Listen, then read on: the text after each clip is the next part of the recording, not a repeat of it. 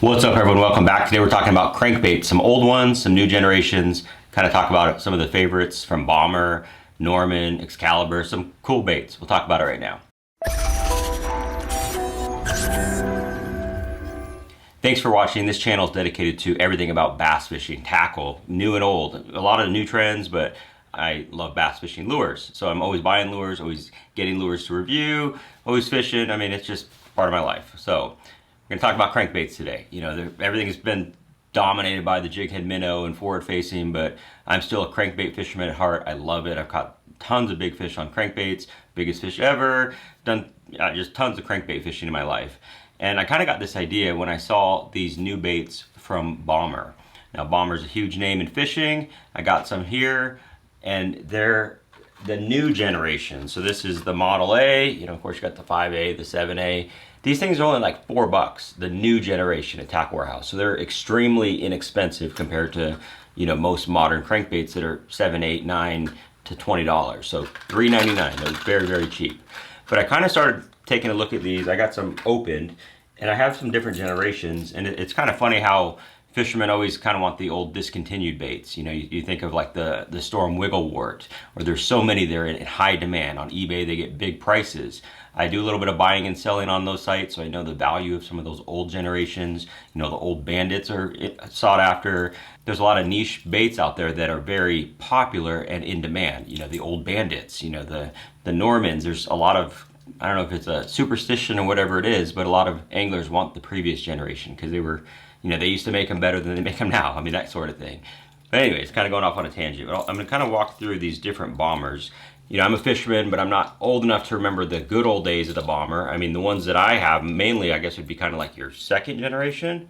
But this one right here is what I would say is like one of the first generations. I know they have some that go way, way back, but these are the ones with the screw tail. You know, you actually could screw that in there. That's how the baits used to be. Then you had the ones that are molded. This is, you know, more like the 2000s, the 90s. This is probably more like the 80s and 90s, I'm guessing. So correct me if I'm wrong.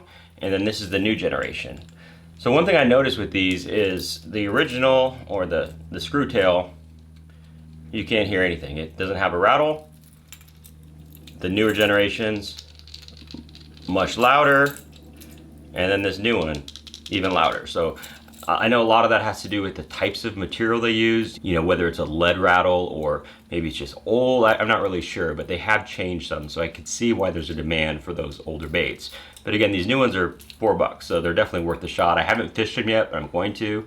Doesn't hurt as bad if you lose them, and it's always fun to throw a crankbait. Now, in that lineup is also the fat-free guppy, fat-free shad. This was something I really loved fishing back in the day in the 90s. Like, you got these right here, the old Bill Dance. This is the Excalibur version. You know, obviously got different hooks. They had those rotating trebles back in the day. But then this is kind of like the second generation with no Bill Dance on it.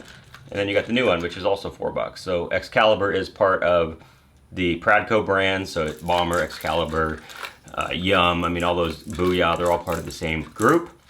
So I guess that's kind of like the progression of the fat-free series. And I really love the fat-free shads. That was one of my favorites back in the day, but the good news is you can get them for $4 now if you don't have any of these old school ones or don't want to pay the eBay prices or whatever. It's $4. So like I said, I'm just kind of talking about some of my experiences fishing, you know, with these crankbaits. I think it's cool to look at the different generations of it. I don't know if there is a difference between one to another. I mean, obviously there's manufacturing changes, materials probably changed a little bit. Maybe there's a little bit of nostalgia that's bringing those prices up just because they're older baits. But again, you can get the new generations for $4.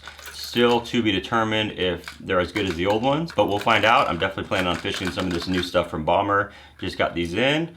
And yeah, it's kind of cool to go back and just think about the progression of these different baits. So that's just the Bomber stuff. You know, I also have Norman was a big one for me.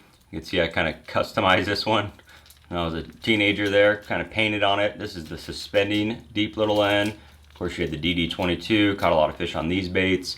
These have also changed. They're also part of the same family now, the Pradco family. But I know a lot of people still look for those original Norman baits before they were bought out. Again, it's like the Storm Wigglewort. You know, there's always those that say they're better before they were purchased. Just wanted to share some insight on these crankbaits, show you about the new ones that are out there. But if you know more about these, let me know. I'd always like to hear kind of the history of fishing, or if you prefer one over another, if you've noticed a difference fishing them, let me know. I'm always curious to know that stuff. But yeah, that's what we're talking about today, some crankbaits, some old stuff, some new stuff. Get out and throw a crankbait. You don't have to use forward-facing sonar all the time. It's still fun to drag a crankbait across some rocks, bounce into cover. It's a great way to catch fish, and I'm definitely going to be doing it this fall. Thanks for watching.